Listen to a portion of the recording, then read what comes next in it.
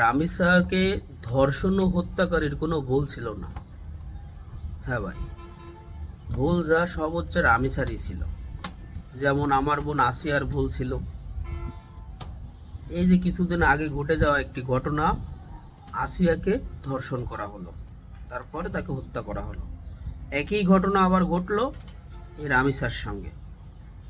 তো এদের তো ভুল, এদের ভুল হচ্ছে এটাই, এরা বাংলাদেশে জন্ম নিছে।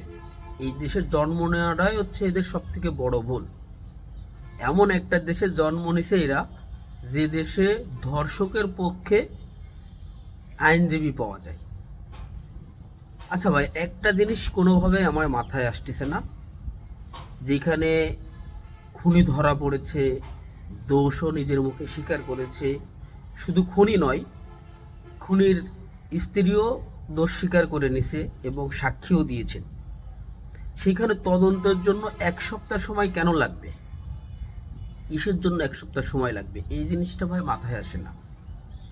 কোরআনের যে আইনটা আছে, এই আইনটা যদি আমার দেশে বাস্তবায়ন হয়, তাহলে আমার মনে হয় না যে এরকম ধর্ষণ করার মতো দুঃসাহসিকতা কেউ দেখাতে পারবে।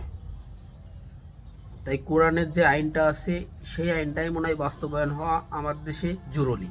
কারণ বর্তমানে যেটা দেখতেছি, যে পরিমাণ শিশুদের ধর্ষণ করা হচ্ছে, শুধু শিশু না, আমার মা বোনেরা কেউ তো এই দেশে দেখতেছি কোনো নিরাপত্তা পাচ্ছে না।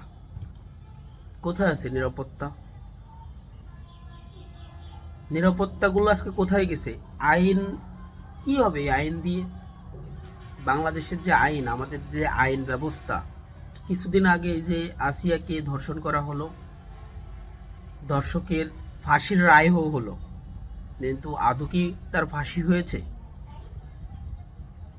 তো আমি চাই যে যেই অপরাধী হবে তার বিচার প্রকাশ্যে জনসম্মুখেই হওয়া উচিত।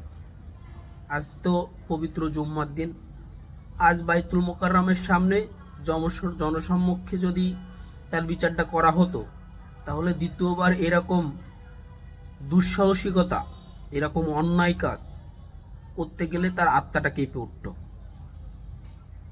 আমার দেশটা অন্তত শান্তিতে, আমার দেশের মা বোনরা শান্তিতে নিরাপদে চলাফেরা করতে পারত।